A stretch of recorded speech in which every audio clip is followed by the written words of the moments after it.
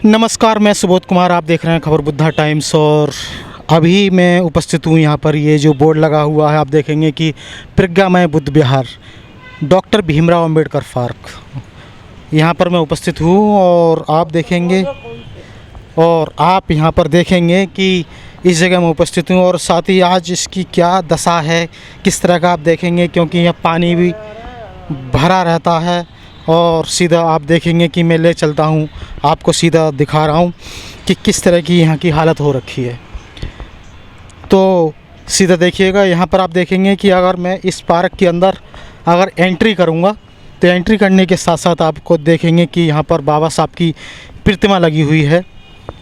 और प्रतिमा को आप देखेंगे, सीधा हम आपको जो दिखा रहे हैं फोकस करेंगे प्रतिमा पर कैमरा फोकस कीजिएगा। तो यहाँ पर आप देखेंगे कि बाबा साहब की प्रतिमा लगी हुई है और चारों तरफ आप देखेंगे, इस प्रतिमा के चारों तरफ देखेंगे तो यहाँ पर कोई सौंदर्यीकरण या इसका निर्माणीकरण को लेकर कोई कार्य अभी तक नहीं है। देखिएगा, हमारे समाज के अंदर एक बड़ी विडंबना है और हमारी जो धरोहर है, हमारे तमाम जो बहुजन महापुरुषों की मूर्तियाँ हैं, पर उनकी धरोहर है, तो उनकी कदर आज के समय में बहुत कम होती है। वर्तमान सरकार या मौजूदा सरकार इस तरह के जो धरोहर होते हैं, इस तरह के कुछ जो पार्क होते हैं, अंबेडकर पार्क हो गया, बुद्ध विहार हो गए, इस पर सौंदर्यीकरण करने से या फिर खर्च करने से कतराती है। इसका आप जीता जागता उदाहरण इस पार्क को देख सकते हैं। देखिएगा किस तरह से इस पार्क के अंदर पूरा आप देखेंगे कि घास उगी हुई है और यहाँ पर अगर ज़रा सी भी बरसात हो जाए तो बरसात के समय पूरा पानी भर जाता है, इसमें पानी से लथपथ हो जाता है। और ये जो प्रतिमा लगी हुई है बाबा साहब की, ये पूरी प्रतिमा तक ऊपर तक पानी यहाँ पर आ जाता है।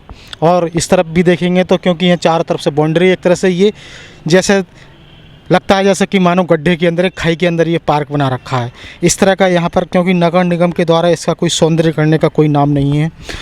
और अब मैं सीधे आपको जो ले चलता हूँ, यहीं पास में एक बुद्ध विहार है और सीधा बुद्ध विहार के तरफ मैं आपको ले चलता हूँ। यहाँ पर आप देखेंगे कि अभी देखो, आपने देखा था कि यहाँ पर बोर्ड लगा हुआ था प्रज्ञामय बौद्ध विहार, और अब मैं सीधे जो ले चलता हूँ आपको वो बौद्ध विहार के अंदर मैं ले चलता हूँ। और यहाँ पर देखेंगे, क्योंकि देखिएगा अभी फ़िलहाल 3 महीने का जो लॉकडाउन भी चल रहा था और 3 महीने के लॉकडाउन के वजह से यहाँ पर क्या है कि यहाँ पर इसका थोड़ा कार्य में थोड़ा विलम्ब हो गया था।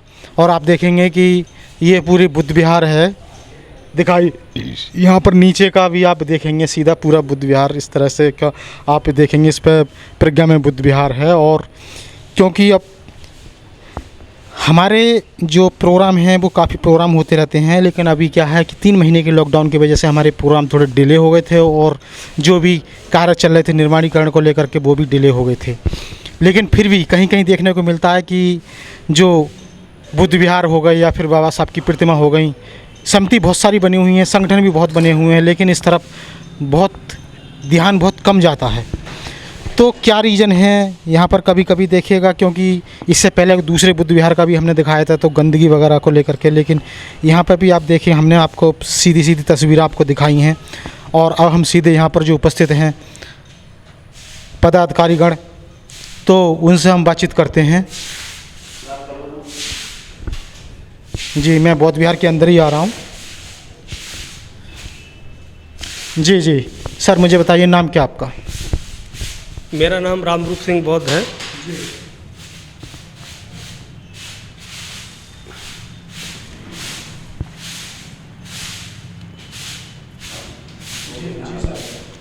रामरूप सिंह बौद्ध है मेरा नाम। मुझे ऐसा बताइए कि जैसे अभी मैंने यहाँ पर देखा कि सामने बाबा साहब की प्रतिमा भी लगी हुई है। यहाँ पर क्या है कि हमेशा पानी भरा रहता है, अगर बरसात का मौसम होता है तो पानी ऊपर तक भर जाता है और तमाम घास वगैरह, कोई भी सौंदर्यीकरण नहीं है।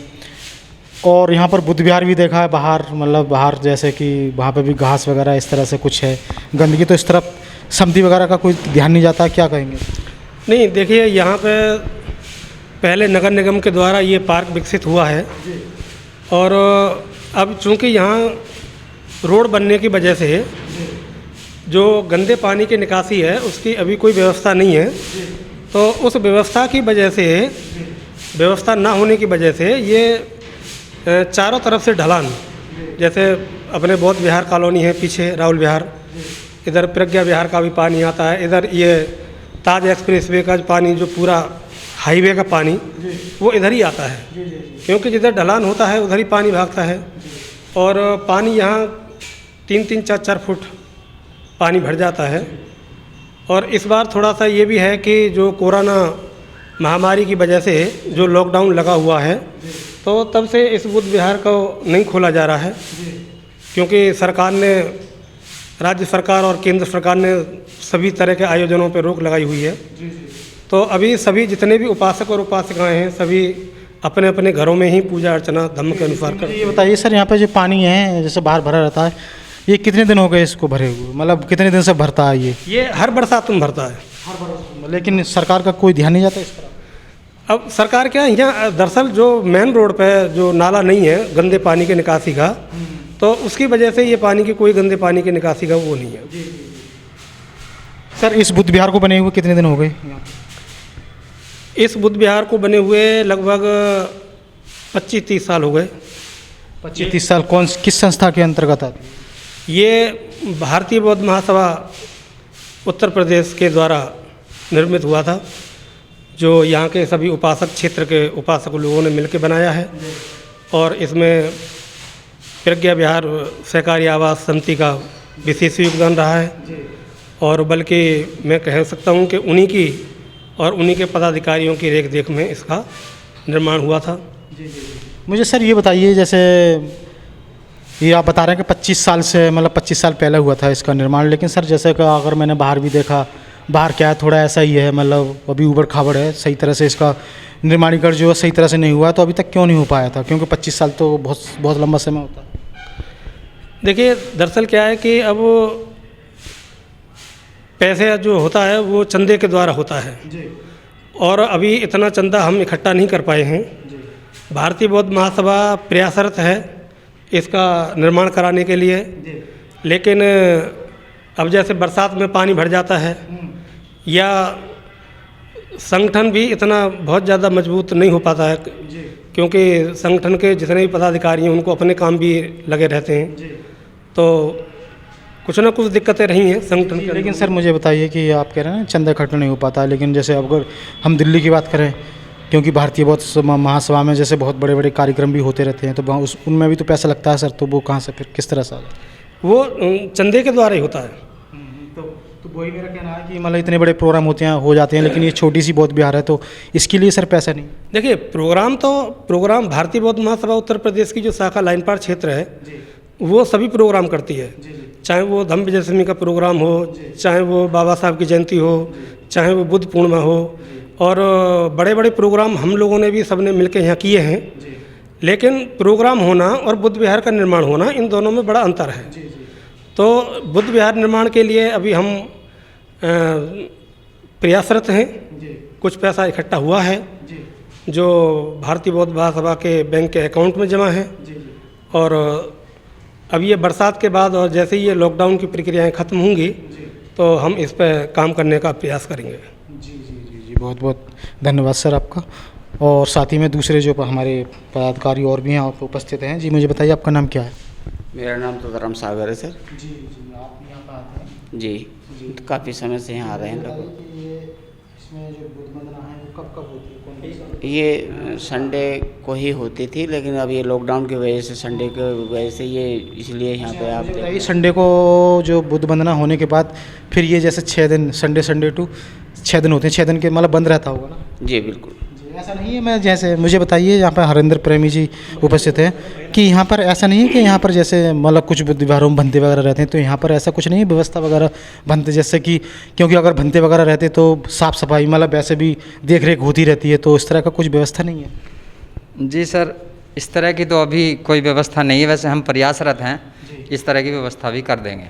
जी, क्योंकि यहाँ पे पानी की व्यवस्था। जी सर मुझे बताइए कि जैसे आप कुछ, जैसे कि सामने अगर मैं बात करूं पूरा मतलब इसका सौंदर्यीकरण नहीं है। तो कुछ ऐसा है कि मतलब सरकार नगर निगम की तरफ से या फिर सरकार की तरफ से मतलब हो सकता है कि उनके मन में कुछ गलत भावना हो, तो इस भावना से मतलब यहाँ पर सौंदर्यीकरण नहीं हो रहा हो या बुद्ध विहार को लेकर के इस तरह से कुछ? अब इस बारे में तो हम नहीं कुछ कह सकते हैं।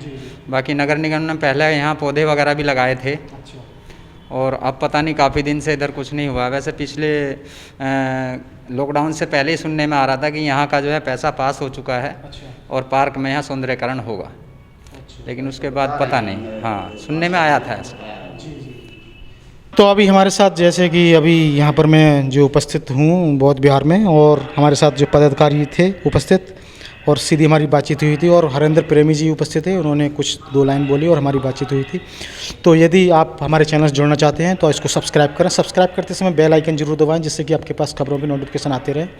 यदि आप हमारे वेब पोर्टल पर जाना चाहते हैं तो टाइप करेंगे www.khabarbuddhatimes.com, और आप हमारे न्यूज़ पोर्टल पर लॉगिन करके आप खबरों को पढ़ सकते हैं। मैं सुबोध कुमार, खबर बुद्धा टाइम से लेता हूँ इजाज़त। फिर मुलाकात होगी नई व ताज़ा खबरों के साथ। तब तक के लिए धन्यवाद और नमस्कार।